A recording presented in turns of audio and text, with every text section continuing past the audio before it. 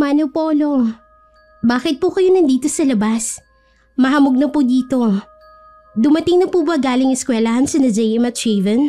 Ay, hinihintay kasi kita. Malapit na kasing dumilim, ay wala ka pa. Yung mga kapatid mo kararating lang din. Kumusta nga pala ang pag-apply mo ng trabaho? Tatawagan na lang daw po ako kapag may bakante. Katulad po nung mga nauna, puro na lang tatawag. Parang gusto ko nang mawalan ng pag-asa, lo. Huwag mong sabihin yan. Habang may buhay, may pag-asa lagi. Baka hindi lang para sa iyo ang trabaho na yon. Kaya lang, lo, nahihiya na kami sa iyo eh. Imbes na sa sarili nyo lang gastusin yung pensyon nyo, napupunta pa sa aming magkakapatid. Ay, mga apo ko kayo. Natural na ang pera ko. Para sa inyo na rin yan. Tsaka, ayoko nang nakaririnig ako sa inyo na nahihiya kayo sa akin, ha? Hindi naman kayo iba sa akin. Mga apo ko kayo. Totoo naman po kasi, lo. Hanggat hindi po ako nakakahanap ng trabaho, magiging pabigat po kami magkakapatid. Ay, wag na nga nating pag-usapan yan. Ang mabuti pa, pumasok na tayo sa loob ng bahay. Inalalayan pa ng dalaga sa braso ang lolo niya habang papasok sila ng bahay. May ilang taon na rin simula nang iwan sila ng mga magulang. 3 silang magkakapatid at si Amelia ang panganay. Parehong nasa high school naman ang 2 nakababatang kapatid. Mula nang iwan sila ng mga magulang, ang lolo Agriña na ang tumaguyod sa kanilang magkakapatid. Ang huling balita niya sa mga magulang niya ay may kanya-kanya ng pamilya ang mga ito. Isa yung mapait na nakaraan na pilit ng gustong kalimutan ng dalaga. Pero paulit-ulit pa rin bumabalik sa kanya ang mga alaala. Kaya ang sakit ay paulit-ulit din niyang nararamdaman. Pagpasok sa loob ng bahay, naabutan ni Amelia ang 2 na naghaharutan. Tumigil lang ang mga ito nang makita siya. Sabay pang lumapit sa kanila. Kinumusta rin ng mga ito ang paghahanap niya ng trabaho. Wala pa rin. Ewan ko ba? Parang inaalat ata ako ngayon. Hindi bale. Bukas susubukan ko na lang ulit. Nangako naman yung mga kaibigan ko na tutulungan nila ako. Sasabihan daw nila ako agad kapag meron silang nalaman na trabaho na pwede kong applyan. Yun naman pala eh. May mga mababait kang kaibigan na handa kang tulungan. Kaya huwag ka na mag-alala pa, apo. Huwag mo munang isipin ang mga gastusin dito sa bahay. Ako na muna ang bahala sa mga yon. Salamat po, Lo. Babawi na lang po ako sa inyo kapag nagkatrabaho na ako. Ngumiti naman si Lolo Agri sa dalaga. Niyakap naman ng 2 ang kanilang ate. Para iparamdam sa kanya na anuman ang mangyari ay naroon lang sila. Kinagabihan, mataimtim na nagdasal si Amelia na sana'y magkaroon na siya ng trabaho. Sa totoo lang, pinanghihinaan na siya ng loob at parang gusto niya nang tanggapin ang alok ng isang kakilala na sa Maynila niya subukan ang magandang kapalaran. Pero naroon ang kanyang agam-agam at pangungulila agad sa pamilya. Kinabukasan, habang nagluluto ng almusal na babaunin ng mga kapatid, isang text ang natanggap niya sa isang kaibigan. Nung unay napangiti siya, pero hindi naglaon ay nagkaroon siya ng pag-aalinlangan at disgusto sa sinasabi nitong trabaho. Nadatnan siya sa kusina ng kanyang lolo na tila malalim ang iniisip habang hawak ang kanyang cellphone. Oh, ay bakit ganyan ang mukha mo? May problema ba? Ha? Wala naman po, Lo. Nag-text po kasi yung kaibigan ko. Meron siyang sinasabi na trabaho. Kaya lang po parang nag-aalangan po ako eh. Ano bang trabaho yung sinasabi ng kaibigan mo? Coin po, Lo. Naghahanap daw po ng bagong sekretarya si Mayor Aring. Baka daw gusto ko. Oh, bakit? Ano bang nangyari sa sekretary niya? Aba, hindi pa man natatapos ang termino niya sa pagka-mayor. Nakailang palit na siya ng sekretarya. Ewan ko po. Wala namang kasing binanggit yung kaibigan ko tungkol doon. Ay, okay lang sa akin, apo. kahit ano maging trabaho mo basta marangal.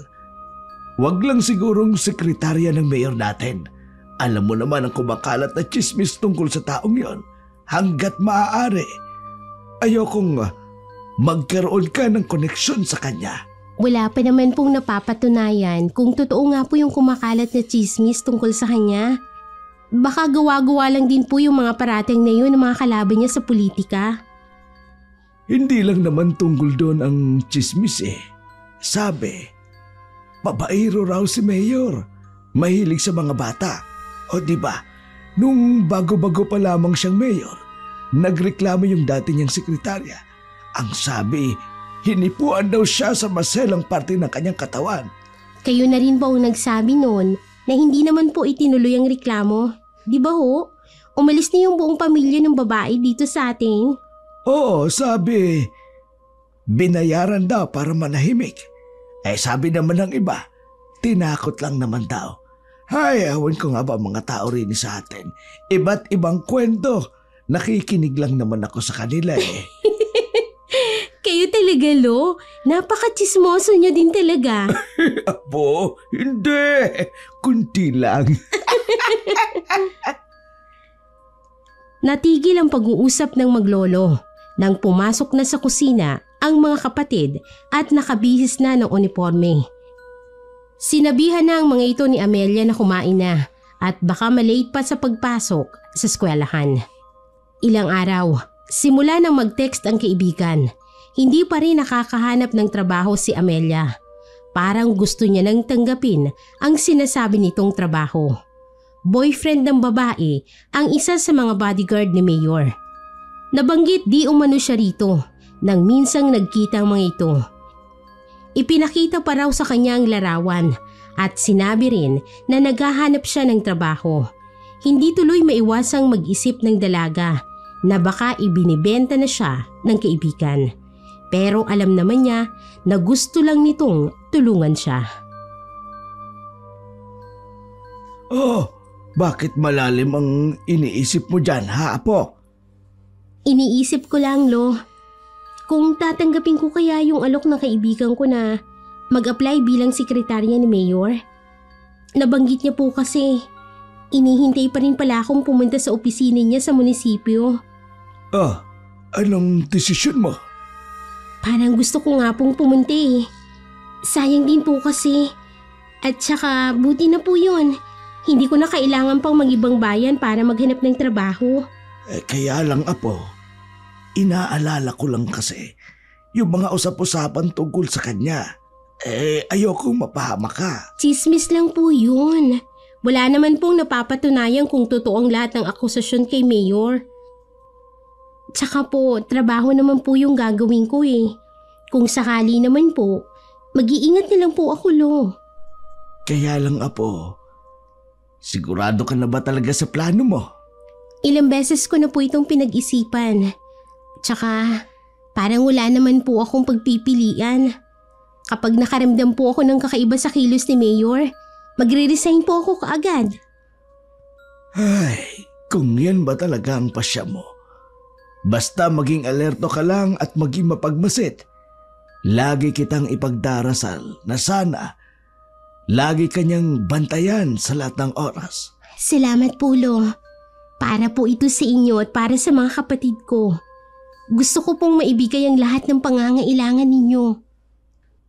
Kinabukasan, maagang gumayak si Amelia. Ipinagluto pa niya kasi mga kapatid ng almusal at babaunin. Tinitiyak niya parati na kahit wala silang mga magulang, maramdaman pa rin ng mga kapatid ang pag-aasikaso mula sa kanya. Nang makapagligpit ng mga kinainan nila, ang sarili naman ang inasikaso. Mukha lang siyang kalmado, pero kanina pa tumatambol ang dibdib niya sa sobrang kaba. Yun kasi ang unang pagkakataon na makapagtatrabaho siya sa isang politiko. Maliban pa doon dahil na rin sa mga negatibong nababalitaan ukol dito. Pwede ka namang mag-back out sa plano mo, Iha. Kung nag-aalangan ka, ayokong napipilitan ka lang dahil kailangan mo ng trabaho. Lolo naman, kung makapagsalita naman kayo ay parang sasabak ako sa gyera nito. buo na po ang desisyon ko. Huwag niyo po akong alalahanin, ha? Kaya ko naman ang sarili ko. Tsaka po, hindi naman po tayo sigurado kung matatanggap ba ako eh. Ay, nako. Sige na, basta mag-iingat ka. Kung sana lang nandito ang mga magulang nyo, hindi mo kailangang akuin ang responsibilidad para sa mga kapatid mo. Maaga ka tuloy na mulat sa malaking responsibilidad. Huwag na po natin silang pag-usapan. Alam ko may galit ka pa rin sa kanila. Hindi naman kita masisisi sa bagay na yan. Hindi kita pipiliting patawarin sila sa ginawa nilang pag-iwan sa inyo. Malaking katanungan pa rin po sa akin kung bakit nagawa nila kaming abandonahin. Kahit nga po aso, kapag nawawala sa tabi nila ang mga tuta nila, hinahanap nila kaagad. Pero sila, iniwan na nga kami. Hindi na talaga nila kami nagawang balikan. Paano kung wala kayo ng mga panahon na yun? Baka naging palaboy na lang kami. Kaya kahit siguro po sa kabilang buhay, hindi ko sila magagawang patawarin. Ay, nauunawaan kita, Apo. Ako man ay may galit din sa ginawa nila. Lalo na sa nanay niyo. Hindi ako makapaniwala na may inang kayang abandonahin ang sariling mga anak. Hindi namin siya pinalaki ng lola mo na maging walang puso. Okay na po ako. Kahit na hindi na sila magpakita pa. Ang mahalaga naman po nandyan kayo, Lo. O ano bang oras ang punta mo sa munisipyo? Baka malate ka. Pasensya ka na, Iha, ha? At hinunta pa kita. Okay lang po. Buti nga po't nagpahunta ako sa inyo. Kanina pa po ako parang may parong-parong naglilipanan sa tiyan ko. Para din pong tumatambol ang dibdib ko sa sobrang kaba. Sabi ko na sa'yo kung nag-aalilangan ka, pwede ka namang wag nang tumuloy. Wala nang atrasan, Tolo. Nakabihis na nga ako eh. Sige. Ihatid na kita sa labas kung aalis ka na. Sige po. Kukunin ko lang po yung bag ko at saka yung folder ko. Tinatanaw pa ni Lolo Agre ang apo habang sakay ng tricycle na maghahati dito sa bayan. Mula naman doon ay sasakay pang muli ng jeep para makarating naman ng munisipyo. Hindi maiwasan ni Lolo Agre ang mag-alala para sa apo. Naroon kasi ang kanyang pangamba na totoo ang kumakalat na chismis sa mayor nila. Maganda, makinis at matangkad ang dalaga. Marami itong manliligaw mula pa noong nag-aaral ito. Dangan lamang ay mas prioridad nito ang pagtulong sa mga kapatid kaysa unahin ang pag-ibig. Hindi malayong magustuhan ito ng mayor nila, katulad ng dalagang mga tipo nito. Piping dalangin na lang ni Lolo Agri na sana'y hindi matuloy sa pagiging sekretaryang apo kay Mayor Aring. Ngunit tila hindi kinatigan ng panahon si Lolo. Pagdating kasi sa munisipyo sa bayan, agad na ipinatawag si Amelia sa opisina ni Mayor. Sa labas pa lang ng pinto, naroon na ang 2 bodyguard na sinuyod pa ng tingin ang kabuuan ng dalaga. Pareho pa siyang binigyan ng mga ito ng malisyosong titig. Hindi na lang yun pinansin ng dalaga. Tanggap ka na, Iha. Ho? Talaga po? Hindi nyo man lang po ba titingnan yung folder ko po? Hindi na kailangan, Iha. Di ba kaibigan ka ni Cecilia? Yung girlfriend ng isang bodyguard ko. Siya ang nagsabi sa akin ng mga bagay na dapat kong malaman tungkol sa'yo. Natutuwa nga ako at pumunta ka rito. Pero paano yan? Pwede ka na bang mag-umpisa bukas? Ngayon na sana. Kaso kailangan kong lumuwas ngayon eh. Okay na po sa akin kung bukas po ako mag-uumpisa ng trabaho, Mayor. Oo nga pala, Iha. Lihiti mo ka bang taga rito? Bakit ngayon lang kita nakita? Ho? Baka po sa dami ng mga tao dito sa lugar natin, hindi nyo na po makilala yung mga tao. Taga rito po talaga ang lolo ko. Sa bagay nga, kung noon pa siguro kita nakilala, malamang noon pa kita naging sekretarya. Para tuloy gusto kong mapakanta ng "Bakit ngayon ka lang?" Ho? Ano pong ibig niyo sabihin sa sa tanong niyong yan? Bakit ngayon ka lang nag-apply ng trabaho sa akin? Kasi po, Mayor, may trabaho po ako dati. Sa kabilang bayan pa. Ganun ba? O paano yan? Bukas mag-umpisa ka na at na maging sekretarya na kita. Sana nga magtagal ka sa akin. Naputo lang kanilang pag-uusap nang may kumatok at sumungaw ang ulo ng isa sa mga bodyguard ni Mayor. Anito, oras na para umalis sila. Tumango naman si Mayor at nagwika na tatapusin lang ang interview sa kanya at lalabas na rin.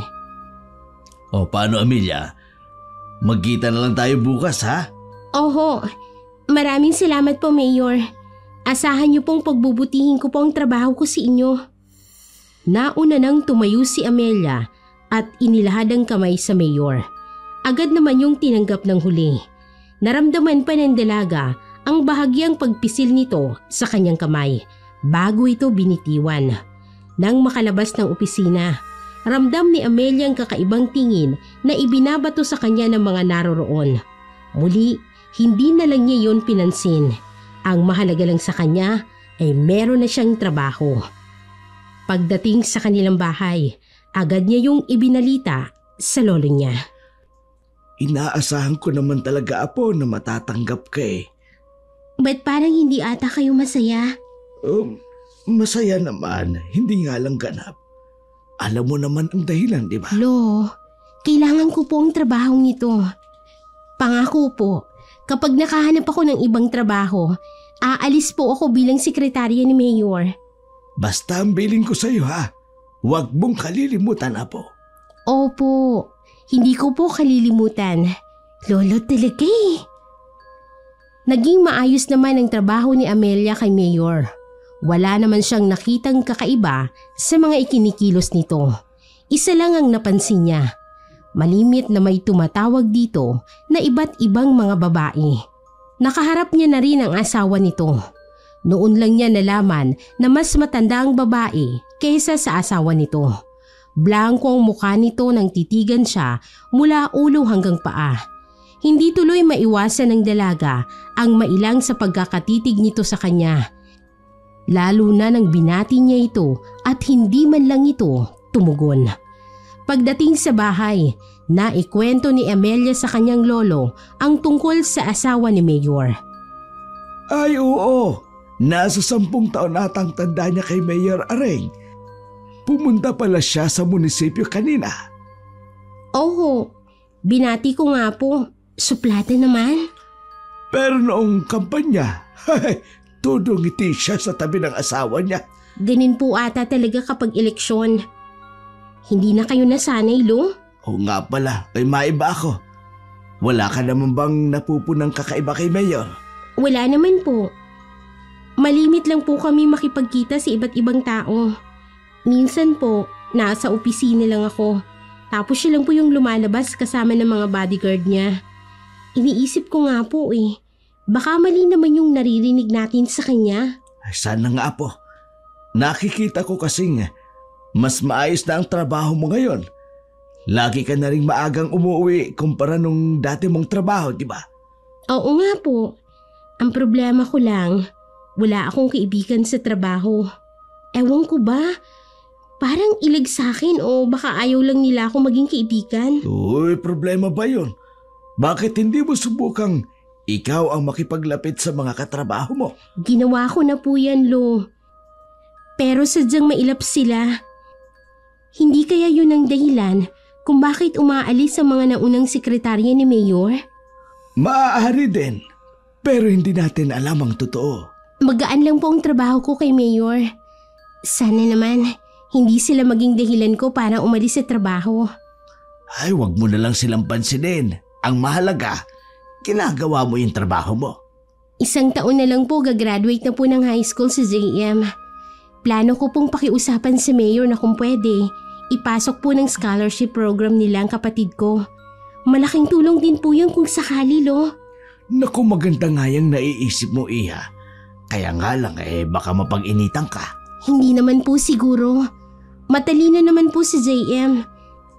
At kabilang po tayo sa mahihirap dito sa atin. Lalo na kami na iniwan ng mga magulang. Kaya pasok po ang kapatid ko sa scholarship program ng lokal na gobyerno natin. Kung sakali man po na hindi makakuha ng scholarship sa JM, sisikapin ko pong makapag-aral pa rin siya. Huwag kang mag-alala, Iha. Tutulong ako sa abot ng aking makakaya. Alam mo naman, kasama ko kayo sa lahat ng oras. Salamat po, Lo. Alam ko naman po yun. Naghintay na lamang ng tamang pagkakataon si Amelia para makausap ang mayor. Ilang araw na kasi itong abala at malimit na lumabas. Nang makatsyempo ng pagkakataon, nilapitan na ito ni Amelia at nakiusap tungkol sa kanyang pakay. Yun na ba, Iha? Naku, walang problema yun. Ilan pa ba ang mga kapatid mo nag-aaral? Isasama ko lahat para makakuha ng scholarship. Salamat po, Mayor Aring. Malaking tulong po ito sa amin ni Lolo. Naku, wala yun. Basta para sa lahat ng nasasakupan ko. Kung may kailangan ka pa kahit ano pa yan, magsabi ka lang ha. Huwag kang magdalawang isip sa akin. Huwag kang mahihiyang magsabi sa akin. Maraming salamat po ulit, Mayor. Nang lumabas ng opisina, nakaguhit pa rin ang ngiti sa labi ng dalaga. Huli na nang mapansin niyang nasa labas lamang ang asawa ng alkalde. Matiim ang titig nito na ibinigay sa kanya. Napalis naman ang ngiti sa labi niya. Nataranta na binati niya ito. Pero katulad nung una, walang tugon mula rito. Nang humakbang ito papalapit sa may pinto ng opisina, siya ang nagbukas para makapasok ito sa loob. Bumalik naman ang dalaga sa mesa niya sa sulok. Linggo, nasa bahay lang si Amelia. Sa ilalim ng puno ng mangga sa labas ng kanilang bahay. Nakaupo lang siya doon habang nakatanaw sa kawalan. Sa lalim ng iniisip, hindi niya namalayan ang paglapit ng kanyang lolo. Simula nang magtrabaho ka kay Mayor, napapansin ko. Laging malalim ang iniisip mo. Meron ka bang hindi sinasabi sa akin? Wala naman po, Lo. Okay naman po ang trabaho ko sa munisipyo. Nakakakwentuhan ko na rin po yung mga kasamahan ko. Sinubukan ko po kasi na makipaglapit sa kanila. Mabuti naman kung ganon. Bakit parang malalim ang iniisip mo? Iniisip ko lang po yung bukas. Ang lalim naman ata niyang sinasabi mo. Ibig bang sabihin kung makakaraos ba kayo ng kapatid mo sa susunod na mga araw? Isa na rin po yun. Minsan po pumapasok din sa isip ko kung paano kung isang araw mawala ako bigla. Paano na kayo ng mga kapatid ko? Kinakatakutan ko po yung araw na yun, Lo. Lahat naman tayo darating na mawawala tayo sa mundong ito.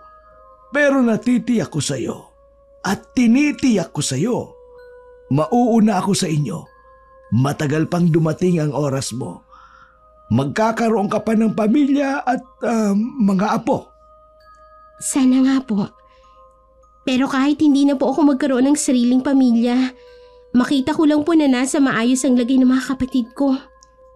Napakabuti mo talaga, Iha.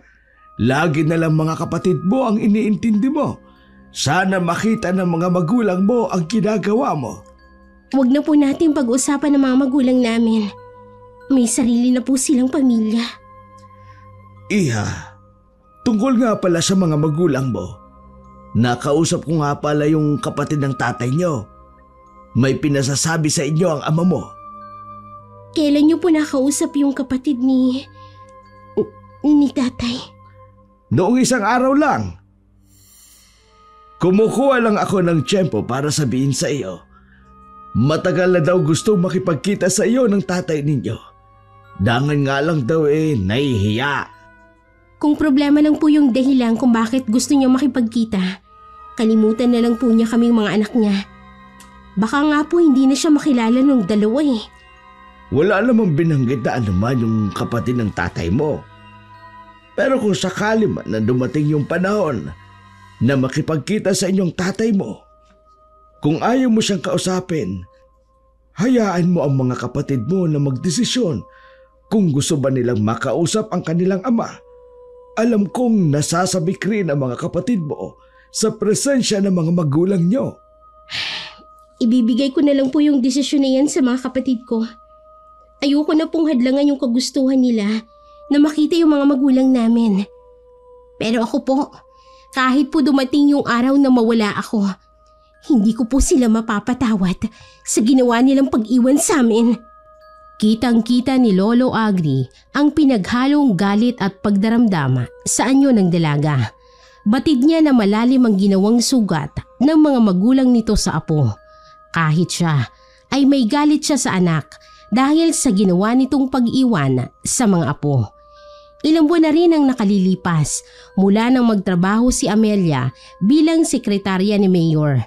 Masasabi niyang maayos naman ang kanyang trabaho. Unti-unti na rin niyang napapansin ang pagiging malapit ni Mayor sa kanya. Malimit sa umaga, may nadaratnan siyang regalo sa kanyang mesa. Minsan, nagpapabili ito sa isa sa mga bodyguard nito ng pananghalian niya. Madalas din itong magyaya na kumain sila sa labas sa pag-aakalang may kinalaman yun sa trabaho. Mayor, akala ko po may kakausapin kayong mahalagang tao. Kaya niyo po ako isinama para isulat po yung mga detalye na magiging usapan ninyo. Ang totoo niyan, Iha, wala naman talaga. Alam ko kasi na hindi ka naman sasama sa akin kapag sinabi kong tayong dalawa lang ang lalabas. Ho? Baka po may makakita sa atin tapos makarating po sa asawa ninyo. Kahit po wala tayong ginagawang masama, alam niyo naman po ang utak ng mga tao, Mayor. Alam ko naman yun, Iha. Kaya nga dito kita dinala sa kabilang bayan. Dahil walang nakakikilala sa akin sa lugar na to, makakapag-usap tayo na maayos. Tungkol po ba saan ang pag-uusapan natin? Pwede naman po yatang sa opisina na lang. Naku, hindi maaari dun, Iha. Ikaw na rin mismo ang nagsabi. Iba mag-isip ang mga tao. Ayaw kong bigyan nila ng mali siyang pagiging malapit natin. Pwede po bang diretsuhin niyo na po ako? Kung ano pong gusto niyong sabihin. Baka po hinihintay na ako ng lolo at mga kapatid ko. Sige, hindi na ako magpapaligoy-ligoy pa. Gusto kita, Amelia. Hindi lang basta sekretarya ko. Bonus na lang yung masipag ka at magaling sa trabaho mo. Siguro naman hindi ka inosente sa gusto kong mangyari. Pasensya na po. Pero nagkakamali po kayo kung iniisip niyong papatulan ko po kayo. Trabaho lang po talaga ang gusto ko. Marami ko ng beses na narinig yan. Hindi naman kita minamadali. Pag-isipan mo rin ang inaalo ko. Pinasiyasat ko na rin ang pagkatao mo at ang buo mong pamilya. Nalaman ko na iniwan pala kayo ng mga magulang nyo noong maliliit pa lang ang mga kapatid mo. Tanging ang lolo mo lang kasama mo sa buhay. Napamaang na lang ang dalaga kay Mayor. Marami pa itong sinabi sa kanya. Sa huli, iniabot nito sa kanya ang maliit na tarheta. Ikaw at ako lang ang nakakaalam ng pribadong numero na yan. Tawagan mo lang ako. Handa akong tumulong. Kahit ano pa. At kung magkano pa ang kailangan mo sa akin, sabihin mo lang. Hanggang ihatid siya nito sa kanilang bahay. Walang naging imik si Amelia. Maliban sa nagpasalamat siya sa paghatid sa mga ito sa kanya.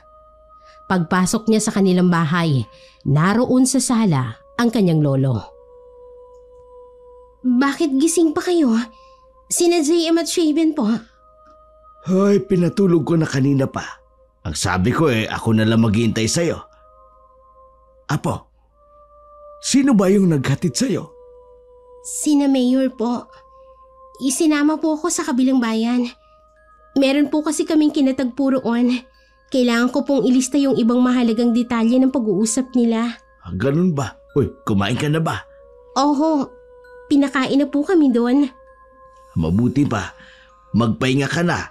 Alam kong pagod ka sa maghapong trabaho. Sige po, Lolo. Matulog na rin po kayo. Tumango naman si Lolo Agri.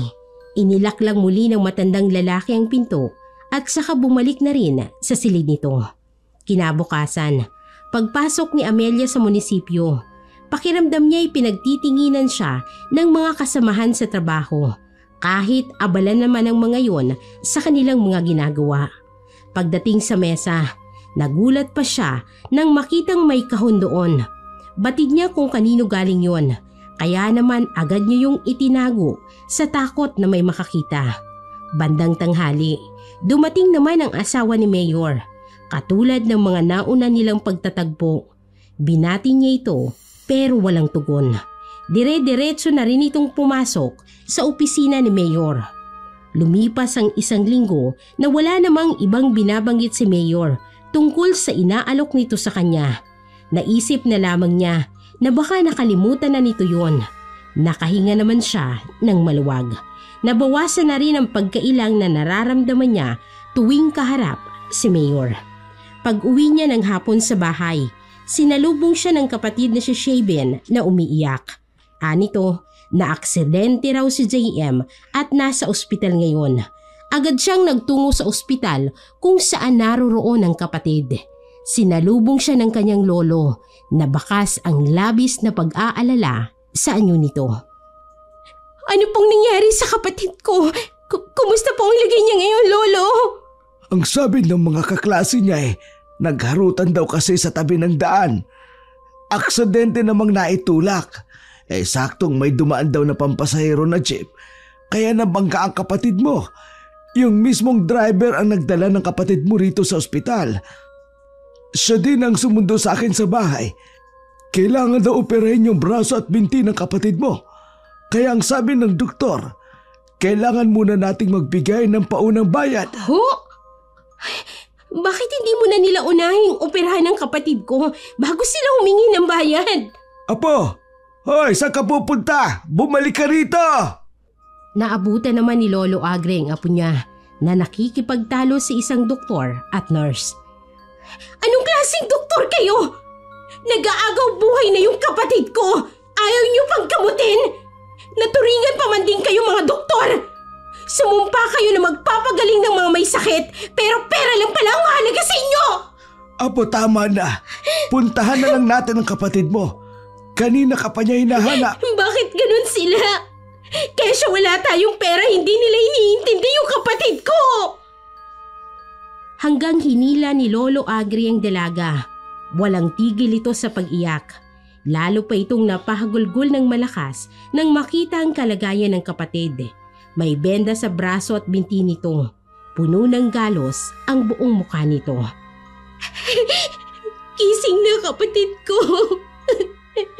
Nandito na ang ate. Kumising ka na. Pakiusap.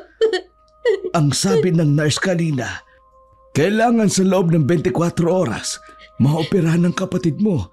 Dahil kung hindi... Gagawa ko ng paraan. Hintayin niyo po ako rito. Saan ka pupunta, Iha? Maghahanap po ako ng mahihiraman. Bantayan niyo lang po muna sa JM.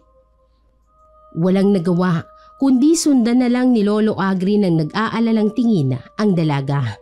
Napabuntong hininga na lang siya habang nakatingin sa nakaratay na apo. Pinangingilidan na rin siya ng luha sa mga mata sa kawalan ng pag-asa. Wala pang kalahating oras nang dumating ang 2 nurse. Anila, dadalhin na raw nila sa operating room ang binatilyot o operahan.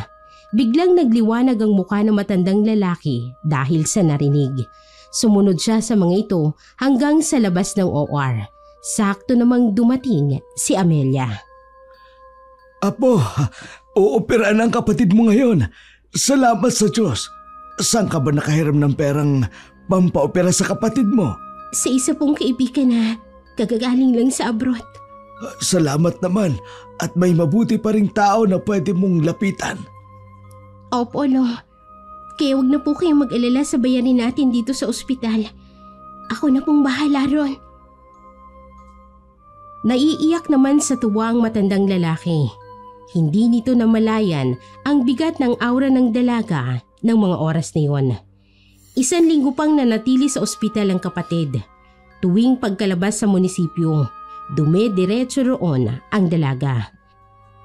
Nadatnan niyang tulog ang kanyang kapatid kaya sa labas na lang nag-usap ang maglolo. Asikasong-asikaso ang kapatid mo. Maya-maya nga'y pinupunta ng doktor at nurse. Talaga po, iba talaga ang nagagawa ng pera. Ang inaalala ko lang, iha, baka mabaong ka sa utang. Ayos lang po yun, Lo. Ang importante naman po ligtas sa JM. Di bali na pong mabaon ako sa utang. Basta para po sa mga kapatid ko. Pasensya ka na po kung wala ako masyadong naitutulong. Ano ba kayo, Lo? Yung alagaan at pagpag-aralin niyo kami noon, malaking tulong na yun sa amin. Itong pagbabantay niyo sa kapatid ko, malaking tulong na po ito sa akin. Hindi ko po ito makakaya kung wala po kayo sa tabi ko. Ginagapa ng dalaga ang kulubot na kamay ng lolo niya. Ngumiti naman ang matandang lalaki sa kanya. Nang maiuwi nilang kapatid sa bahay, kumuha pa si Amelia ng private nurse na mag-aalaga sa kanyang kapatid. Bakit kailangan mo pang kumuha ng private nurse? Mahal ang bayad sa ganyan. Okay lang yun, Lo.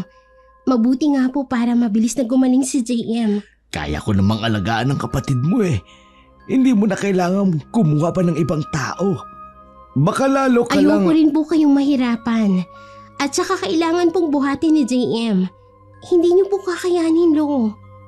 Sige na nga. Ikaw nang bahala. Napansin ni Lolo Agre ang pagbabago ng dalaga. Malimit itong ginagabi ng uwi. Marami itong mga pasalubong lagi sa kanila. Nagtataka lang ang matandang lalaki dahil mukhang hindi naman gipit ang apo. Lahat ng gusto ng mga kapatid ay ibinibigay nito. Narinig pa niyang nagwika ito sa dalawa na sabihin lang ng mga itong gusto at ibibigay kaagad niya. Hindi tuloy maiwasan na mag-alala siya. Minsang ginabi na naman ito ng uwi. Hindi na niya natiis na hindi ito sitahin. Bukas pa ba ang munisipyo sa ganitong oras? Lo, bakit gising pa kayo ng ganitong oras? Hindi ba ang sabi ko naman sa inyo, huwag niyo na akong hintayin. May dala naman akong susoy eh. Hindi mo pa sinasagot ang tanong ko. Isinama po ako ni Mayor Paluwas. Ganun po di ba ang trabaho ko? Kung nasaan siya, kailangan nandun din ako. Siya nga. Baka kung anong may kababalaghan na yan sa likod ng pagsama-sama mo kay Mayor. Ano naman? Wala po ba kayong tiwala sa akin? Bakit niyo ako pinag-iisipan ng ganyan? Akala mo ata hindi nakararating sa akin ang balita. May kumakalat na chismis tungkol sa inyo ni Mayor. Huwag mong kalilimutan. Hindi lang ikaw ang taga rito ang nagtatrabaho sa munisipyo. Alam mo ang kasabihan, may tega ang lupa, may pakpak ang balita. Anong akala mo sa akin? Kahapon lang ipinanganak. Huwag mo ko gawing taga-apo. Mas naniniwala pa ba kayo sa mga taong walang alam gawin, kundi ang magkalat ng chismis kaysa sa sarili niyong apo? Gusto ko lang malaman ang katotohanan. Kaya sabihin mo sa akin kung ano ang totoo. Wala pong katotohanan sa kumakalat na chismis. Maniwala po kayo. Matagal na tinitigan ni Lolo Agre ang dalaga. Tila sinusuri pa nito ang katotohanan sa kanyang mga tinuran. Maya-maya, tumalikod na ito at tinungo ang sariling silid. Si Amelia naman ay tila nauupos na kandila na napaupo na lamang sa sofa. Bumalong din sa mga mata nitong mga luha. Paulit-ulit na siyang humihinga para pakalmahin ang nararamdaman. Kinabukasan, pag-uwi niya ng bahay, isang panauhin ang nadatna ni Amelia sa bahay. Hindi niya yun inaasahan. Hindi agad siya nakakilos sa kanyang kinatatayuan. Parang muling nagbalik sa kanya ang nakaraan. Nang akmang lalapitan siya ng lalaking malaki ang idinagdag ng edad, nang huli niya itong makita, bigla siyang umiwas at tumuloy sa silid nilang magkakapatid. Matinding pagpigil ang ginawa niya para hindi muling lumabas at magwala sa galit. Maya-maya, Kinatok na siya ni Shaven at sinabing wala na ang bisita nila. Lumabas naman siya at kinausap ang kanilang lolo. Ano pong ginagawa ng taong yun dito? Gusto ka daw makausap. Gusto kayo makita, kaya pinapasok ko na. Sa susunod po, kapag bumalik siya dito para makita mga kapatid ko, pakisabi na umalis na rin bago ako dumating. Ayoko na aabutan siya rito. Ay, ama mo pa rin siya. Kahit balibalik na rin man ang mundo, kahit ang sitwasyon, mananatili pa rin ama mo siya. Wala po akong pakialam kung ama namin siya. Maaaring sa pangalan, pero hindi siya nagpakaama sa amin. Baka sa susunod, yung anak niyo naman ang magpakita dito. Hindi ko siya tatanggapin dito. Wala din siyang kwentang ina. Nabanggit na nga rin ng ama mo na gusto ring pumunta rito ng ina ninyo. Bakit ba pagkatapos ng maraming taon, saka sila gusto magsulputan dito? Bakit? Dahil matatanda na sila? Gusto nila magpaalaga sa amin? Ang kakapal ng mukha nila! Amelia, alam ko masakit sa iyo ang ginawa ng mga magulang nyo. Pero magulang mo pa rin sila. Dapat mo pa rin silang irespeto. Huwag na kasi silang magpakita dito, Lo!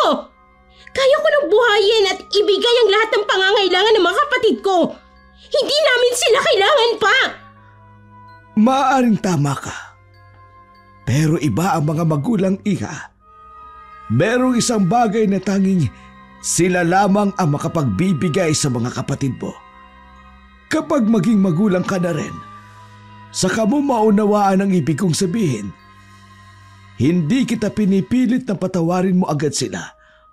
Pero para sa ikatatahimik ng isip at puso mo at ng kalooban mo, sana balang araw, magawa mo silang patawarin. Umiyak ng umiyak ang dalaga. Parang bulkang nasa loob ng ilang taong kinikimkim ang nararamdaman. Noon lang niya nailabas ang lahat ng bigat na nakatago sa kanyang dibdib. Ilang beses pa noon dumalaw ang kanilang ama. Sinasadya naman ni Amelia ang magpagabi para hindi niya ito datnan sa kanilang bahay. Lumipat ka na nga lang kaya ng bahay. Ako nang bahala sa lahat ng gastusin. Ayoko kasing nai-stress ka eh. Hindi ko alam kung papayag ang lolo. Masyadong mahalaga sa kanyang bahay na yun. Eh di kayong mga kapatid mo ang lumipat. Hayaan mo na ang lolo mo doon. Matanda na ang lolo. Hindi siya maaaring mag-isa sa bahay. Napakawalang hiyang apo ko naman nun kung iiwan ko si lolo. Pagkatapos ng mga ginawa niyang sakripisyo para sa aming magkakapatid. Suggestion ko lang naman. Kung ayaw mo, wala naman ako magagawa. Ikaw pa rin naman ang magdedesisyon sa bagay na yan. Ang mabuti pa, ihatid mo na ako. Baka wala na doon ang itay. Baka masermonan lang ako ni lolo kapag ginabi ako ng gusto. May iba kasi akong lakad eh. Ipahatid na lang kita sa mga bodyguards ko. Tumango na lamang si Amelia at pagkatapos makapagbihis, lumabas na siya at sumakay na sa naghihintay na kotse sa kanya sa labas ng gate. Malayo pa lang siya ipinahinto niya ng kotse at saka bumaba. Habang naglalakad, ramdam niyang mainit na titig sa kanya ng mga tao sa paligid. Meron pang ang grupo ng mga kababaihan ang nagwika patungkol sa kanya. Akala mo daw ay kung sinong mahinhin. May itinitago din daw palang kati sa kanyang katawan. Binilisan na lamang niyang paglalakad at hindi na pinansin ang mga ito.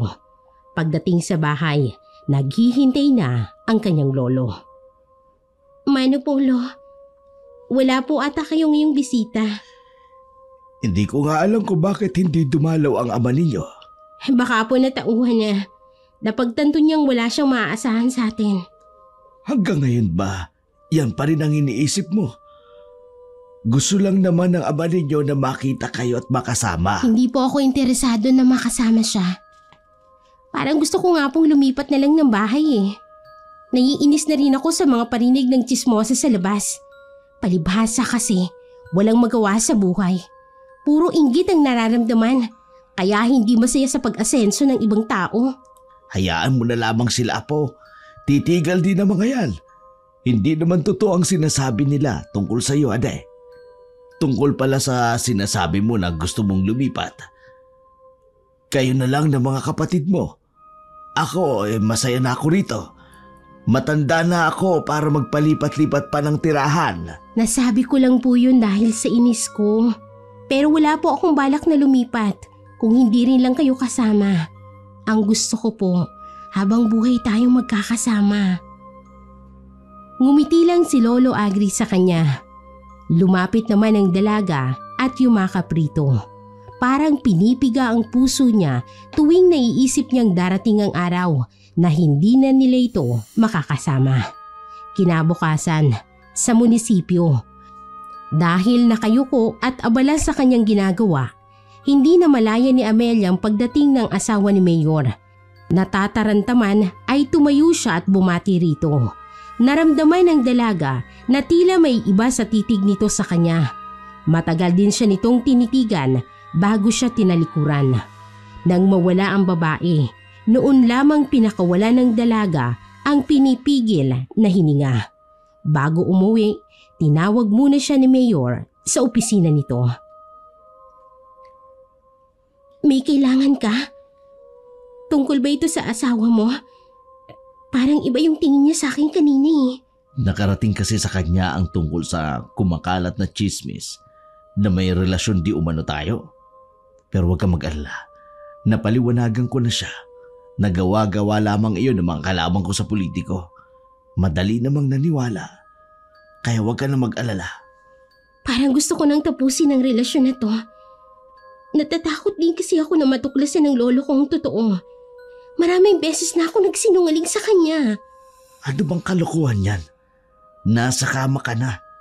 Bakit gusto mong bumalik sa balik eh? Hindi na kasi kaya ng konsensya ko. Marami na tayong nilolokong tao. Kaya nga gumagawa ako ng paraan, diba? Kaya huwag ka na matakot. Huwag mo kong iiwan katulad ng iba. Hindi ko kakayanin kapag nawala ka rin sa akin. Pakiramdam ni Amelia ay nagbabanta ang tono ni Mayor. Kaya lalo siyang nahintakutan. Para tuloy gusto niyang pagsisihan na pumayag siya sa gusto ni Mayor. Pero kung hindi siya pumayag sa kondisyon nito, malamang mas grabe pang nangyari sa kapatid na si JM. Ang malala, baka hindi na nila ito kasama ngayon. Kay Mayor siya humingi ng tulong noon.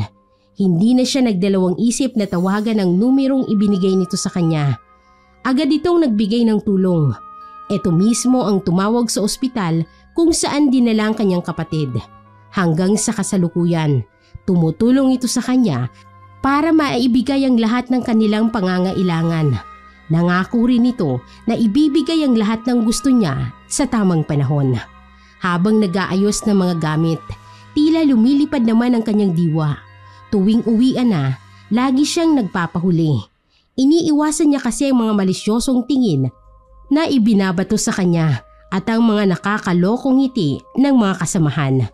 Tuluyan na rin niyang iniwasan ang mga ito sa takot na mausisa ang tungkol sa kanila ni Mayor. Marami siyang naririnig na matutulad din siya sa mga naunang sekretarya. Pagdating sa bahay, galit na sinalubong siya ng kanyang lolo. Namumula pa ang mukha nito sa matinding galit. Kahit sinampal pa ako ng katotohanan, mas pinili ko pa rin magbulag-bulakan. Mas pinili ko pa rin paniwalaan ang mga sinasabi mo. Ano po bang sinasabi niyo? Hindi ko po kayo maintindihan. Huwag ka nang magbaang-baangan pa. Nakausap ko mismo ang asawa ni Mayor. Galing siya rito. Wala ka na ba talagang kahihiyan? Galing po dito, asawa ni Mayor? Oo! At siya mismo ang nakiusap na tigilan mo na ang asawa niya. Alang-alang sa mga anak nila. Nasaan ang prinsipyo mo? Ang mga pangaral ko sa'yo? Ha? Simula lang iwag kayo ng mga magulang nyo. Talaga bang ibinaba mo na ng gano'n ang sarili mo? Para saan ang pera, ha? Para sa pera ba? Yun ba ang mahalaga sa'yo? Oo na! Oo na! Totoong sinasabi ng babaeng yun. Pero ginawa ko lang naman yun para mailigtas sa JM. Wala naman tayong ibang pagkukuhaan, Lo. Wala namang pakialam sa atin mga tao dito dahil parehas natin silang mahirap. Pero bakit hanggang ngayon? pumapayag ka pa rin gamitin ka niya dahil gusto mo rin ang perang ibinibigay niya sa'yo. Paano mong nasisikmura na ipakain sa mga kapatid mo ang perang galing sa masama? Pagod na akong maging mahirap. Pagod na ako na sa tuwing gigising, problema natin ang kakainin sa araw-araw. Gusto ko ring maranasan ng mga kapatid ko yung ginawa na hindi ko naranasan noon. Aminin niyo man o hindi, kaya umalis sina tatay at nanay. Gusto nilang takasan ang hirap ng buhay natin dito. Pero apo, kahit araw-araw tayo mag-ulam ng asin, ayos lang sa akin yun. Huwag mo lang sirain ang buhay mo dahil sa kanyang paraan. Linelo, hindi na ako makakawala pa rito. Hawak na ni Mayor ang liig ko. Hindi, apo. Kaya mong makawala sa sitwasyon na kinasusuungan mo. Hayaan niyo na lang ako sa gusto kong mangyari. Ayoko nang bumalik sa dati nating buhay. Di bali nang paulit-ulit ako magsakripisyo basta para sa mga kapatid ko. Di bali nang malubog ako sa putik, maibigay ko lang ang mga gusto nila. Napatigalgal na lamang ang kanyang lolo sa pagkakatitig sa kanya. Nanginginig din ang mga labi nito, pero wala nang masabi. Marahas na pinahid ni Amelia ang mga luha na naglalanda sa kanyang mga pisngi bago tinalikuran ang matandang lalaki. Kinabukasan, walang imika ng maglolo. Sa trabaho naman, tila wala sa sarili ang dalaga. Nang dumating si Mayor, agad niya itong kinausap. Sinabi niya rito na nagpunta ang asawa nito sa kanilang bahay. Ano? Ginawa yun ng asawa ko. Ang babae talagang yun. Sinusubukan niya talagang pasensya ko. Akala ko pa naman okay na sa kanya ang lahat. Anong gagawin natin? Baka kung anong gawin ng asawa mo. Kakausapin ko siya mamaya pagdating niya sa bahay. Hindi ko palalampasin ang ginawa niya. Ang mabuti pa, tapusin na natin to. Hindi ko na nga alam kung ano pang mukhang iharap ko sa mga tao eh. Wala na silang ginawa kundi pag-usapan ako. Hindi ako papayag na makipaghiwalay ka sa akin. Pagkatapos kong ibigay sa iyo ang lahat, makikipaghiwalay ka rin pala sa huli. Pwes, hindi ako papayag. Mas gugustuhin ko pang makita ang malamig na bangkay at isasama ko ang pamilya mo. Nawindang si Amelia sa diretsahang pagbabanta ni Mayor sa kanya. Tuluyan ng hindi nakapagsalita ang dalaga. Hanggang makauwi sa kanila, wala sa sarili ang dalaga. Muli siyang kinausap ng kanyang lolo. Nakikiusap akong muli sa iyo, Apo. Makipaghiwalay ka na kay Mayor. Tigilan mo na ang kahibangan mo. Nagbanta ng asawa ni Mayor. Kapag hindi mo tinapos ang relasyon mo sa kanya, may masamang mangyayari sa iyo at ayoko mapahamak ka. Lolo, gustuhin ko man pong makawala kay Mayor. Pinagbantaan niya na po ako. Pati kayo madadamay. Ayoko rin pong mapahamak kayo. Diyos ko, pagsubok ba ito parusa sa atin? Hindi kita sinisisi, Apo. Alam ko na ginawa mo lang yon para sa mga kapatid mo. Apo, tapusin mo na ang relasyon mo kay Mayor. Yun ang maigi mong magagawa. Pero, paano po kayo? Huwag mo na kami intindihin. Marami ka nang isinakripisyo. Ang sarili mo naman ang isipin mo sa pagkakataong ito. Napailing-iling na lang ang dalaga. Niisipin man lang na mapapahamak ang kanyang lolo at kapatid nang dahil sa kanya. Para yung patalim na paulit-ulit na sumasaksak sa kanya. Nang mga sumunod na araw na pagkikita nila ni Mayor, masyado itong naging agresibo. Nasasaktan na kasi siya nito sa maliit na pagkakamali. Minsan, halos mapatay na siya sa bugbog nito. Buti na lang na isugod siya sa ospital ng isa sa mga bodyguard nito. Pinagbantaan pa siya nito na may masamang mangyayari sa mga kapatid at sa kanyang lolo kung magsusumbong. 3 araw din siya sa ospital bago nakalabas. Nadatnan niya ang kanyang lolo at mga kapatid na labis na nag-aalala para sa kanya. Anong nangyari sa iyo? Bakit ngayon ka lang umuwi? Teka, bakit may mga pasaka sa katawan? Sa loob ko na lang po ikukwento ang mga nangyari. Umiiyak na kwento ni Amelia ang sinapit niya sa kamay ni Mayor. Ang paulit-ulit nitong pananakit sa kanya. Maging ang muntikan niyang pagkakalagay sa bingit ng kamatayan. Yung hayop na yon, walang puso! Kailangan natin siyang isuplong. Baka ganun din ang ginawa niya sa mga nauna sa'yo. Huwag na po, Lo. Natatakot po ako. Baka kung anong gawin niya sa inyo, wala rin po tayong magagawa eh. Pero kailangan mong makawala sa demonyo na yon. Hindi ako papayag na lalo kang malugbok sa kanya. Hayaan na lang po muna natin. Hayaan niyo. Mag-iisip po ako ng kung paano ako makakawala sa kanya. Basta wag na po kayong gagawa ng hakbang na pwede niyang ikagalit, Lo. Habang nagsasalita ang dalaga, may iba nang pinaplano ang matandang lalaki. Alam niyang habang buhay siyang kamumuhian ng apo, pero handa niyang tanggapin ang galit nito alang-alang sa kaligtasan nito. Isang linggong nagpahinga si Amelia sa kanilang bahay. Nang tumawag si Mayor at pinapapasok siya sa trabaho, sinabi niyang sa Lunes na siya papasok. Agad naman itong pumayag. Lo, pinapapasok na ako ni Mayor sa opisina.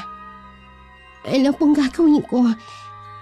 Baka mahalata po ng mga kasamahan ko yung mga pasat-sugat ko. Ihanda mo ang mga gamit mo. Aalis tayo sa lugar na to. Magpapakalayo-layo tayo. Saan po tayo pupunta? Baka po masundan lang tayo ni Mayor. Huwag kang mag-alala. Hindi nila tayo masusundan sa lugar na yon. Saan po ba talaga tayo pupunta? Huwag ka ng maraming tanong. Saka ko na ipaliliwanag sa iyo ang lahat. Pero Lo, sigurado na po ba kayo na gusto niyong umalis sa bahay na to? Akala ko po ba? Handa na ako magsakripisyo alang-alang sa iyo. Lalo na sa iyo, Apo.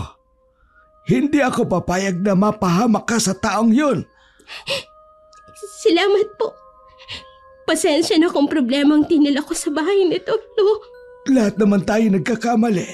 Ang mahalaga, matuto tayo sa pagkakamali na yun. At matuto din tayong manindigan sa kung ano ang tama. Hindi na napigilan ng dalaga na yumakap ng mahigpit sa kanyang lolo.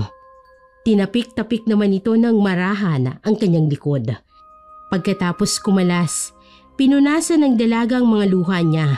Pumasok na rin siya sa silid nilang magkakapatid at inayos ang mga mahalagang gamit niya. Inayos na rin ang dalawang mga gamit nila. Noong isang araw pa sila kinausap ng kanilang lolo tungkol sa plano nito at sumang-ayon naman ang dalawa. Aalis tayo kapag madilim na para walang makapansin sa atin. Basta maganda kayo ha. Hintayin na lang natin ang susundo sa atin. May susundo po sa atin? Sino po? Oo, Iya. Yun lang ang paraan para makaalis tayo sa lugar na to nang walang nakaaalam. Pagpatak ng 7:00, isang jeep ang pumarada sa tapat ng kanilang bahay. Isang lalaki ang bumaba. Ganoon na lamang ang pagsiklab ng galit ni Amelia. Pinaglipat-lipat pa niya ang tingin dito at sa kanyang lolo. Anong ibig sabihin nito, Lo? Bakit nandito ang lalaking yan? Anak, hayaan mo sanang Huwag mo akong tawaging anak!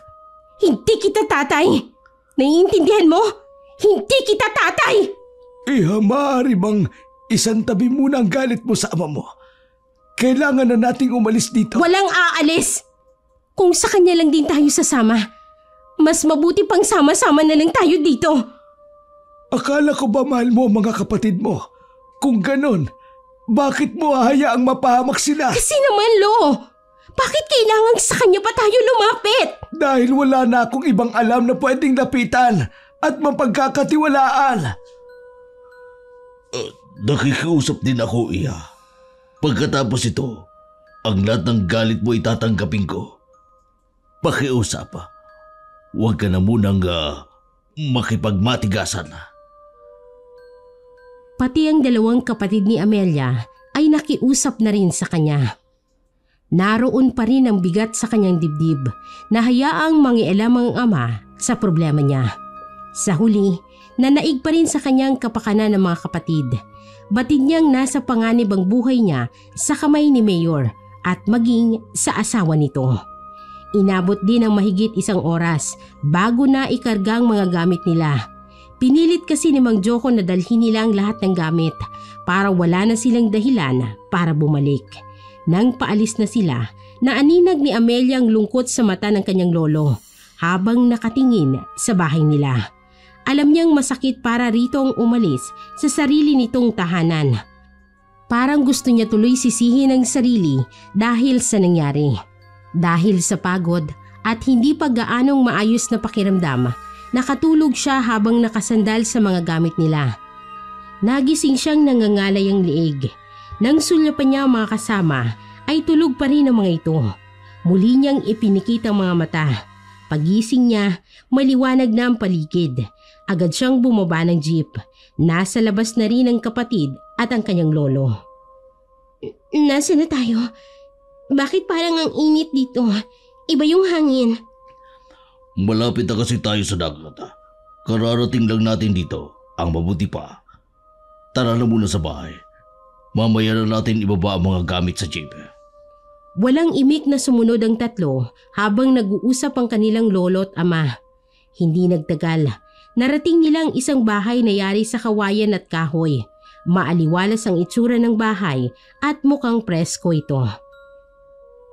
Mukhang hindi naman to bahay. Parang pahingahan lang ang itsura. Ang mahalaga, may matutuluyan muna tayo. Tiyak mo ba, Joko, na hindi kami masusundan dito? Oo, Itay. Ligtas po kayo ng mga anak ko dito. Ay, salamat naman kung ganon. Ang mahalaga lang naman sa akin ay ang kaligtasan ng mga apo ko. Wala nang iba. Nang pinasok nila ang bahay, malaki pala talaga yun sa loob. May 3 kwarto din yun. Simple naman ang pagkakaayos at walang gamit na hindi kailangan. Habang inililibot ng dalagang paningin sa buong paligid, hindi niya maiwasan ang magtanong. Sinong nakatira dito? Ako lang naman ang nakatira rito mag-isa. Ha? Akala ko may pamilya na kayong bago. Matagal niya na akong iniwan. Naikwento ko na yun sa lolo mo. At alam na rin ang mga kapatid mo. Napatitig naman si Amelia sa mukha ng ama. Ngumiti naman ito na tila ba pilit niya itinatago ang anumang damdamin. Marami pa sanang gustong itanong si Amelia rito, pero pinigilan niya ang sarili. Galit pa rin siya rito. Mas gugustuhin pa niya na sa kanyang lolo na lang magtanong.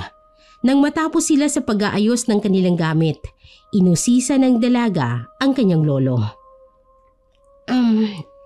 Lo, totoo bang mag-isa na lang si tatay? Iniwan ba talaga siya nung sinamahan niya? Oo.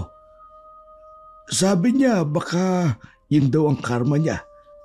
Iniwan niya ang kanyang pamilya, kaya iniwan din siya. Matagal na daw niyang gustong makipagkita sa inyo. Kaya lang daw nauunahan siya ng takot at hiya. Gusto daw niyang makabawi sa inyo. Karma nga siguro yun sa kanya. Kung hindi niya siguro kami iniwan noon, baka hindi umabot sa ganito ang lahat. Walang ibang dapat sisihin kundi sila ni nanay. Sana balang araw, mapatawad mo sila. Para din sa iyo yun, iha. Ayoko kasing mabuhay kang may bigat pa rin sa iyong dibdib. Ayokong puro galit ang nasa puso mo. Hindi ko po alam. Siguro panahon na lang makapagsasabi, Lo. Marami pang sinabi ang kanyang lolo tungkol sa naging buhay ng ama. Mataman na lamang siyang nakinig nito at hindi na nagbigay ng anumang komento. Pero nang nalaman, tila unti-unti nang natutunaw ang galit niya para sa ama. 1 linggo na sila roon sa lugar na yon ng kanyang ama nang makaramdam siya ng kakaibang pagbabago sa sarili. Malimit siyang hindi makatulog. Tila ba mayroon laging bumubulong sa kanyang pangalan. Lagi rin siyang walang ganang kumain. Tuwing hapon, inaapoy siya ng lagnat. Kahit anong iniinom niyang gamot ay hindi ito tumatalab sa kanya. Pakiramdam nga niya, lalo pang lumalala ang kanyang kalagayan. Dadaling ko na po siya sa ospital bukas na bukas din. Sana po ay bumuti ang panahon para walang sagapan sa biyahe. Mabuti pa nga. Labis ako nag-aalala sa batang yan. Naging masakitin siya nito mga nagdaang araw. Humina ng tuluyan ang resistensya niya. Malalaman po natin bukas kung ano talaga ang sakit ng anak ko kapag natingnan na siya ng doktor. Nasa malapit lang na nag-uusap ang dalawa, kaya naman narinig ni Amelia ang pag-uusap ng mga ito. Maging ang pagtawag ng kanyang ama ng anak sa kanya. Parang hinaplos ang kanyang puso. Matagal na kasing panahon nang huli niyang narinig yun sa magulang. Nasasabik din pala siyang marinig yun. Mas nauunawaan niya na ngayon ang sinasabi ng kanyang lolo noon. Hindi natuloy ang pagdala kay Amelia sa ospital dahil lalong lumakas ang ulan na may kasamang malakas na hangin. Binabantayan siya ng mga kapatid ng mga oras na yon. Maya-maya, biglang napatili si Shaybin. Pumasok naman si Lolo Agri at Mang Joko sa silid nila. Hindi pa man nakapagtatanong, itinuro na nito ang nasa higaan ng dalaga. Nasindak silang lahat nang makita kung anong nasa ilalim ng higaan niya. Anong nangyayari? Bakit parang may gumagalaw sa higaan ko? Hindi doktor ang kailangan natin. Iyon ang tingin ko. Sino kayang nasa likod nito? Ano ba kasing nangyayari? Bakit ayaw niyong sabihin? Huminahon ka, Iha. Magiging maayos din ang lahat. Hahanap kami na magiging albularyo. Paano ko hihinahon? Hindi ko alam ang nangyayari sa akin. Malala na ba ang sakit ko? Mamamatay na ba ako? Bakit albularyo? Dili niyo ako sa ospital, Lolo! Hindi, Iha. Huwag mong sabihin yan.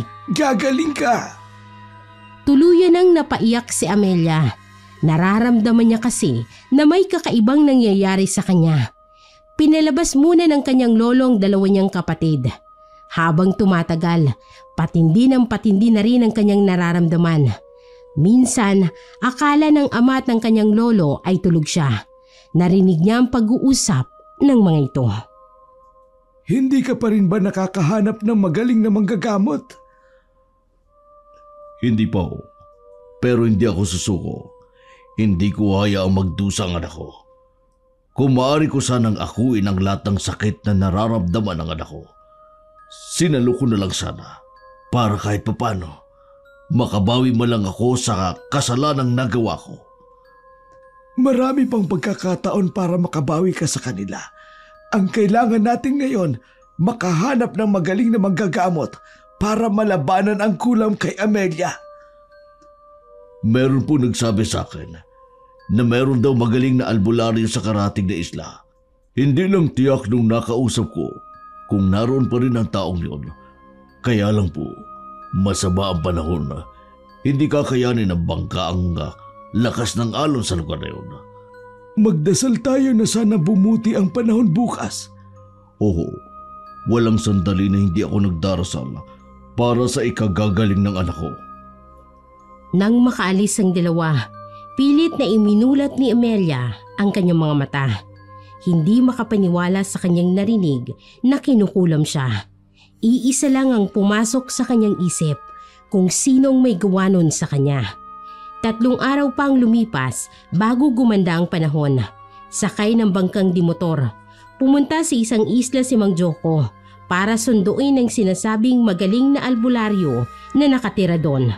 Mabuti na lamang, kilala ng albularyo na si Benito sa buong isla.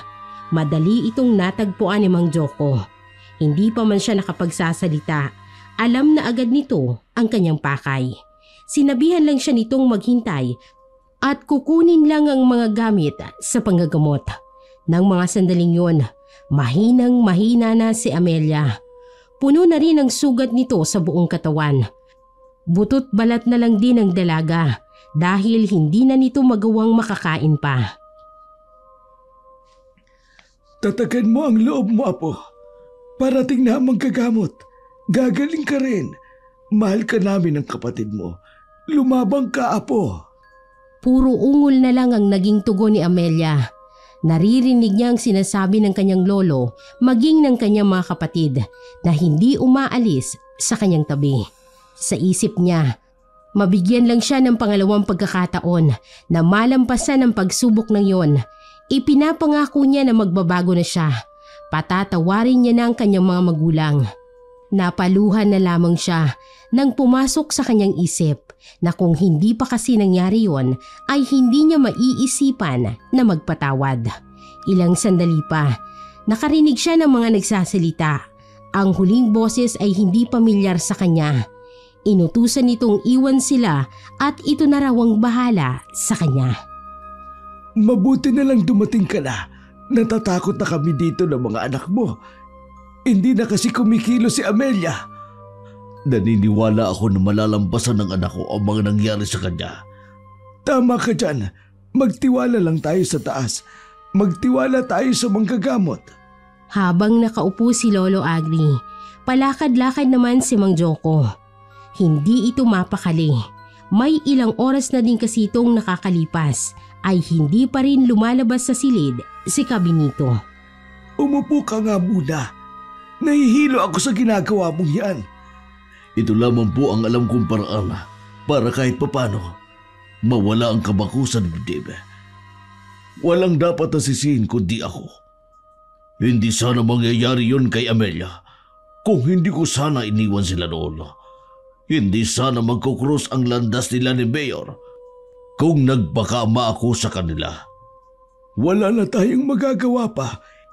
Isipin na lang natin na ang lahat ng nangyari ay may dahilan. Lumipas pa ang nakakainip na mga sandali. Lumabas na rin ang manggagamot na si Kabinito. Nang ngumiti ito, nawala ang kanilang takot. Nagwika ito na ibinalik nitong sumpa ng kulam sa taong gumawa nun sa dalaga. Sinabi nito na isang babae ang nasa likod ng pangungulam sa dalaga.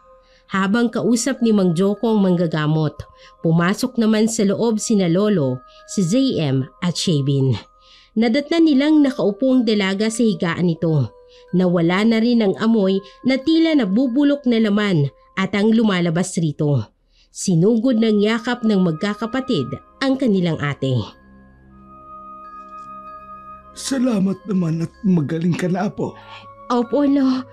Utang ko po ang pangalawa kong buhay. Una sa taas, pangalawa sa inyo na hindi sumuko sa akin. Akala ko talaga hindi na ako makakaligtas. Parang ang dami kong nakikitang imahe. Akala ko sinusundo na nila ako. Siguro nga hindi mo pa oras. May misyon ka pang hindi mo pa nagagawa. Kausap nga pala ng tatay mo yung albularyo na si Kabinito. May inaalam siyang ibang detalye. Alam mo bang babae ang nagpakulam sa'yo? Hindi po kaya yung asawa ni Mayor ang may kagagawa ng nangyari sa akin? Yun din ang nasa isip ko. Nang makausap ko siya noon, kitang-kita ko sa mata niya ang matinding galit. Kahit mahinahon siya magsalita noon, iba ang kutob ko sa kanya. Kung siyang may kagagawa nito, Lo, hindi ko rin siya masisisi. Malaki ang nagawa kong kasalanan sa kanya. Hindi lang siya ang may kasalanan, pati ang asawa niya. Sana lang ginamit niya ang posisyon niya para makatulong sa mga nangangailangan. Hindi yung ginamit niya para mang-agrabyado ng mga kababaihan. Nasaan po pala si Tatay? Gusto ko rin po kasi magpasalamat sa kanya. Nagpaalam siya sa akin kanina na may gagawin lang daw. Hindi naman sinabi kung ano. Hintayin na lamang natin. Buti naghilom ka agad ang sugat mo. Magaling talaga si Kabinito. Oo nga po. Hindi ko nga po halos matingnan ng sarili ko noon. Kahit ako nandidiri sa katawan ko. Buhay pa po ako pero inuuod na. Pilitin mong alisin sa iyong isipan ang masasamang pangyayaring yun sa buhay mo. Tahakin mong muli ang buhay na puno ng pag-asa sa tamang direksyon na. Nandito kaming pamilya mo para alalayan ka na magsimula ng panibagong buhay. Naiiyak na lamang si Amelia sa mga sinabi ng kanyang lolo. Noon lang niya napagtanto na napakapalad niya. Sa kabila ng pagiging payak ng kanilang pamumuhay, nariyan pa rin ang kanyang pamilya. Lalo siyang napaiyak nang lumapit ang kanyang mga kapatid at niyakap siya. Nagwika rin ng mga ito na hindi nila kailangan ng materyal na bagay. Gusto lang nilang makasama ang kanilang ate nang walang maging sakit ito. Lumipas ang isang araw na hindi nagpakita si Mang Joko. Hindi tuloy maiwasan ni Lolo Agri na mag-alala. Ay, saan kaya nagpunta ang lalaking yun? Hindi po kaya sa kamag-anak nagpunta si tatay? Nandito lang din sa lugar na to ang nag-iisa niyang kapatid na lalaki. Maagang dumaan ito dito at naitanong ko na. Hindi rin daw alam kung nasaan siya. Hiniram daw uli kasi yung jeep niya.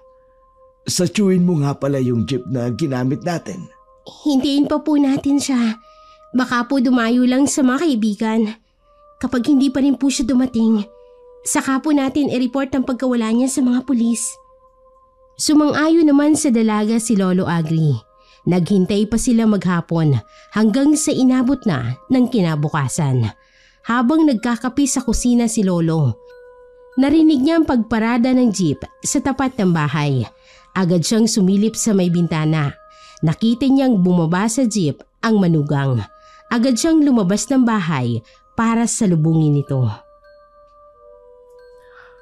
Saan ka ba nanggaling? Nag-alala kami sa iyo. Pati ang kapatid mo hindi alam kung saan ka nagpunta. Pasensya na kayo. May kailangan lang akong gawin. Kumusta pala ang mga bata? Okay lang naman sila. Magaling na pala si Amelia. Bumalik na sa dati ang kanyang kalusugan. Mabuti naman po kung ganun. Magsabi ka nga ng totoo. Saan ka ba talaga nagpunta? Nanggaling po ako sa lugar na dati ninyong tinitirhan.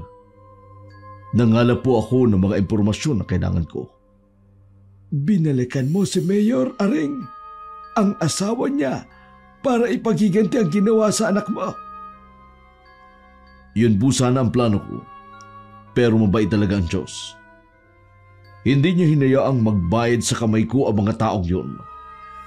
Anong ibig mong sabihin? May nangyari ba? Nakita kong dinampot si Mayor ng mga pulis. Narinig ko sa mga taong nang molestya daw ito ng mga minor de edad. Mukhang bigatin din po ang pamilya ng dalagita. Marami po akong narinig na mga anomalya di umano na ginagawa nito habang nasa posisyon. Ang asawa naman po niya, hindi makapagpakita sa mga tao. May sakit daw, pero ang alam ko, sa kanya ibinalik ni Kapi dito ang kulam na ginawa niya sa anak ko. Masama ang gumante. Masigit ang iyong aanihin. Kung natuloy nga ang balak mo, mas mabuti na lang hindi pinahintulutan ng nasa taas. Oo nga po. Sa ngayon, gusto ko na lang ibuhos ang buong panahon ko para sa mga anak ko. Magbagong buhay kasama sa lugar na ito. Lahat ng yun ay narinig ni Amelia. Hilamang luha nang lumabas siya sa kanyang pinagkukublihan. Sinugod niya ng yakap ang nabiglang ama. Patawarin niyo po ako, Tay. Kung napagsalitaan ko po kayo ng masasakit na salita, nadala lang po ako ng sobrang galit ko sa inyo ni Nanay. Ako ang dapat na humingi sa iyo ng paulit-ulit na kapatawaran. Alam ko nga, marami akong pagkukulang.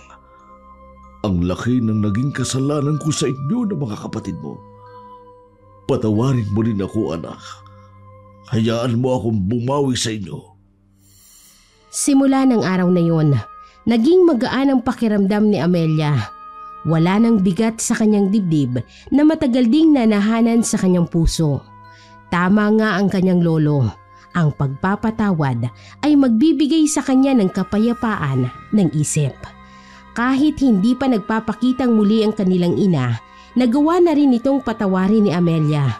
Handa na siyang harapin ito kung sakaling magkikita sila balang araw.